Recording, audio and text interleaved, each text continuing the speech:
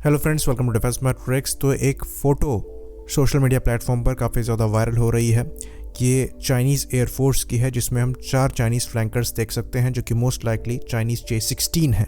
तो J-16 तो कोई नई बात नहीं है। इसका वायरल होने का मतलब क्या है? तो यहाँ रीज़न ये है कि ये J-16 पूरी एयर डोमिनेंस कन्फिग्रेशन में है, जिसके अंतर्गत जितनी भी Chinese air to air missiles हैं, यहाँ पर हम modern air to air missiles की बात कर रहे हैं, वो यहाँ पर लोडेड हैं। तो क्लोजली अगर आप फोटो को देखेंगे तो आपको दिखाई देगा यहाँ पर 4 PL-10 मिसाइल्स हैं जो कि close combat air to air missiles हैं। ये लेटेस्ट जनरेशन की close combat air to air missiles हैं। उसके बाद आपको यहाँ पर एक PL-12 मिसाइल दिखाई देगी, 4 PL-15 दिखाई देंगी और एक जो है ये आपको PL-17 या फिर PL-20 मिसाइल दिखाई देगी। तो ये एक्चुअली काफ़ी स्केरी कन्फिग्रेशन है। शुरुआत करते हैं बड़ी मिसाइल से जो कि PL-17 या फिर PL-20 है। ये मिसाइल एवैक्स किलर है। इसकी रेंज 400 किलोमीटर के अप्रॉक्स की बताई जाती है और ये active radar guided beyond visual range missile है जो कि स्पेशली टैंकर्स और एवैक्स को ही टारगेट करने के लिए बनाई गई है। तो ये फ्लाइट में मैक 4 तक की स्पीड को अचीव कर सकती है और जो रेंज यहाँ पर इतनी ज़्यादा मिलती है वो ज़्यादा प्रोपेलेंट की वजह से है। मिसाइल करीबन 20 फीट लंबी है और मनवरेबल तो है पर बहुत ज़्यादा मनवरेबल नहीं है। ज़्यादा कंट्रोल सरफेसेस यहाँ पर दिए नहीं गए हैं। पीछे 4 फिन्स आपको दिखाई देंगे। बाकी काफ़ी क्लीन डिज़ाइन है। ड्रैग को कम रखने की कोशिश करी गई है लॉन्ग रेंज को अचीव करने के लिए। तो ये मिसाइल पहले भी J-16 के साथ देखी गई हैं, पर कंप्लीट पेलोड के साथ शायद पहली बार ही ये फ़ोटो निकलकर सामने आई है। दूसरी मिसाइल्स की बात करें तो PL-15 है जो कि आपको 4 की कन्फिग्रेशन पे यहाँ पर दिखाई देंगी। 2 मिसाइल्स जो हैं ये एयर इनटेक पे लगी हुई हैं और 2 मिसाइल जो हैं ये एयरक्राफ्ट के बेली में टेंडम पोजीशन में लगी हुई हैं। तो PL-15 मिसाइल की रेंज जैसा कि हम जानते हैं 145 किलोमीटर बताई जाती है एक्सपोर्ट वर्जन की। तो इसकी मोस्ट लाइकली 150 से 160 किलोमीटर्स के अप्रॉक्स की होगी। बाकी एक PL-12 मिसाइल लगी हुई है जो कि आप लेफ्ट विंग में देख सकते हैं इनर मोस्ट पाइलॉन में।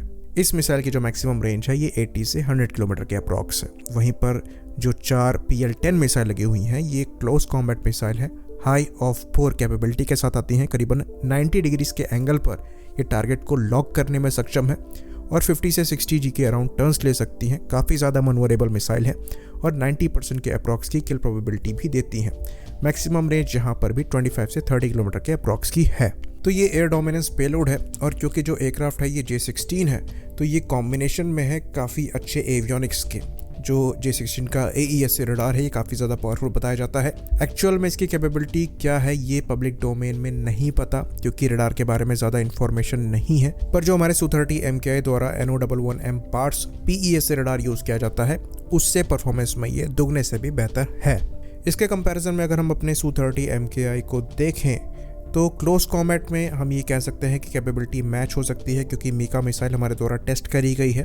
और बियॉन्ड विजुअल रेंज कॉम्बैट में हम अगर अस्त्र मार्क 1 को कंसीडर करें तो PL-12 को हम आउट मैच कर रहे हैं, पर PL-15 और PL-17 के अगेंस्ट में हमारे पास कोई भी मिसाइल अभी अवेलेबल नहीं है। फ्यूचर में PL-15 के काउंटर के लिए अस्त्र मार्क 2 होगी जो कि ऑलमोस्ट रेंज में आउट मैच करेगी और ये आने वाले 1 से 2 सालों में अवेलेबल भी होगी। लेकिन जो PL-17 है ये हमारे लिए प्रॉब्लमेटिक हो सकती है। तो ये PL-17 दिखने में काफ़ी हद तक KS-172 की तरह लगती है जो कि एक लॉन्ग रेंज एवैक्स किलर मिसाइल थी जो इंडिया को भी ऑफर करी गई थी Su-30 MKI के साथ। इसे नोवेटोर KS-172 भी कहा जाता है। तो इस मिसाइल की भी मैक्सिमम रेंज 300 से 400 किलोमीटर के अप्रॉक्स की बताई जाती थी और इस मिसाइल को Su-30 MKI से इंटीग्रेट भी करना था। साथ ही साथ इसको बनाने में DRDO का भी इन्वॉल्वमेंट होना था और ये प्रोजेक्ट लास्ट इन्फॉर्मेशन के हिसाब से क्लोज हो चुका है और इसके बारे में कोई जानकारी नहीं है। रशिया द्वारा R-37 मिसाइल इस्तेमाल करी जाती है जो कि सिमिलर रेंज में टारगेट को हिट करने में सक्षम है और ज़्यादा कैपेबल मिसाइल है। तो एक ऑप्शन ये हो सकता है कि हम उस मिसाइल के साथ आगे बढ़ सकते हैं। बाकी अस्त्र मार्क 3 का डेवलपमेंट चल रहा है जो कि solid fuel ducted ramjet technology को इस्तेमाल करती है और ये 250 से 300 किलोमीटर तक की मैक्सिमम रेंज देने में सक्षम होगी। लेकिन अभी ये कम से कम 3 से 4 साल दूर है ऑपरेशनल होने से और वो डिफरेंट कैटेगरी में आएगी। तो वेपन मॉडर्नाइजेशन के साथ साथ एयरक्राफ्ट का मॉडर्नाइजेशन बहुत ज़्यादा ज़रूरी है क्योंकि चाइनीज़ फ्लैंकर बहुत ज़्यादा स्ट्रांग होते चले जा रहे हैं। इवन कैपेबिलिटी वाइज ये रशियन फ्लैंकर्स को भी पीछे छोड़ रहे हैं। आई होप इन्फॉर्मेशन यहाँ पर क्लियर रही हो। इसी बात पर इस वीडियो को भी हम ख़त्म करेंगे।